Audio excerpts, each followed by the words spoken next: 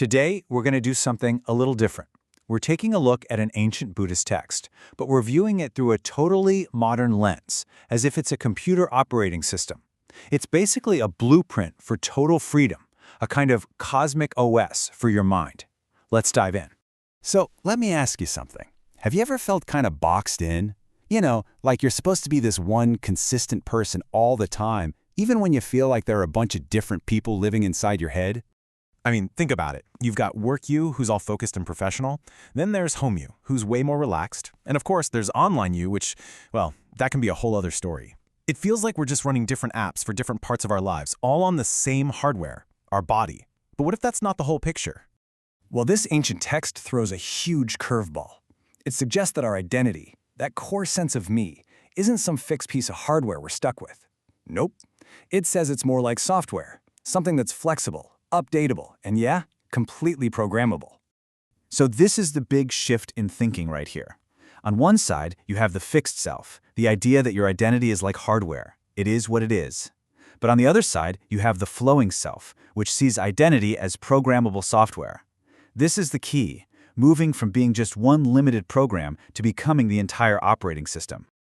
All right, let's look at the first major system upgrade this text talks about. It's what we're calling the identity switching engine, and it gets unlocked through a seriously deep state of focus called the eighth samadhi. So what is this power exactly? It's the ability to just freely switch your form, your entire state of being. And we're not talking about just changing your mood. The text describes flipping from a human form to a celestial one, or literally any other kind of being, anywhere in any world. It's a total re-rendering of the self. To put it in tech terms, this completely reframes what identity is. Your self stops being this one static program. Instead, it becomes more like an API, an application programming interface.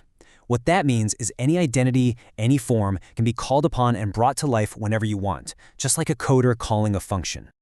So let's see how this works. It's like a function call. Your input might be your current human body, but the output can be something totally different, like a celestial body. The core awareness just switches how it shows up. And it doesn't stop there. This system isn't just about changing the type of form you're in, but also the quantity. You can go from being one body to 1,000 bodies, basically running multiple instances of yourself at the same time. And this is where it gets truly mind-bending.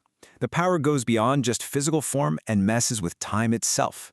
The input can be a single fleeting moment, but the output can be the lived experience of 1 billion eons.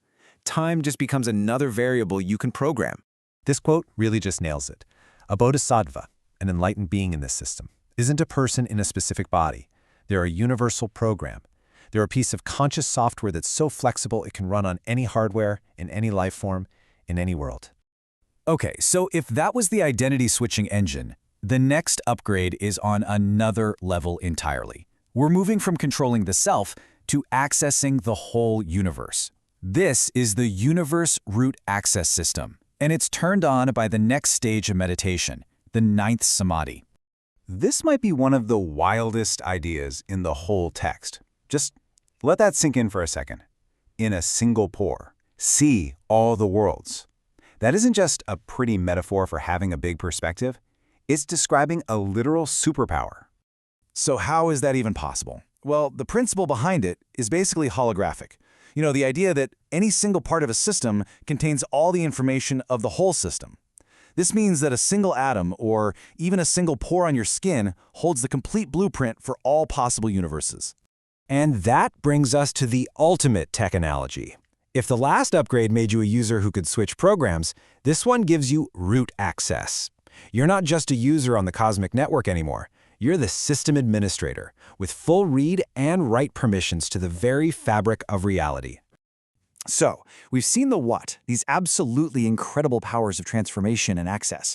But how does it all work? What are the underlying rules of this cosmic operating system that make this kind of freedom possible? The absolute foundation is something we can call system decoupling. And the logic is actually really simple but profound. To be able to use any system, you can't be locked into or bound by any single one. This requires a radical kind of non-attachment, not just to stuff, but to huge concepts, to worlds, to time, to other beings, even to your own sense of self or the goal of enlightenment.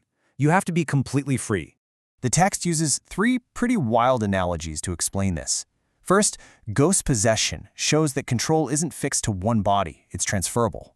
Second, a spell-driven corpse shows how different systems can work together to get something done. And finally, the ability to switch from one to many bodies proves that form is just an expression, not the core essence of who you are. Now this next bit sounds like a total contradiction, but it points to the highest level of how this system works.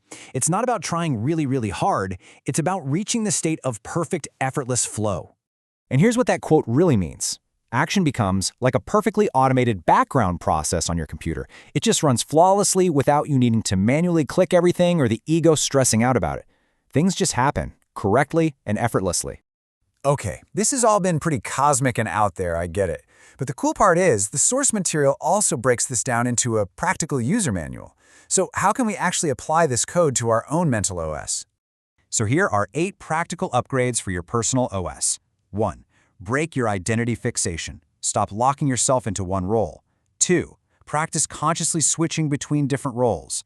3. Try to see your life as less of a straight line. 4. See your world as a changeable interface, not a fixed reality. 5. Reduce the ego. Remember, you're just one node in a huge network. 6. Improve your mental multi-threading. 7. Act without needing to puff up your sense of self. And 8. Always try to see the big picture, the whole system. And this really brings us to the ultimate point of all this. The journey that's being described isn't about becoming a better programmer or installing a new version of yourself. The real goal is to go beyond being a program at all, and to realize that you are the operating system, the underlying awareness that all possible identities can run on. And that leaves us with a final, very practical question to ask ourselves. A kind of daily system check. At any given moment, are you struggling, grinding away, feeling trapped inside one fixed version of you? Or are you operating with flexibility, with awareness, and with freedom inside a system that lets you switch, adapt, and flow? The choice, this text suggests, is yours to program.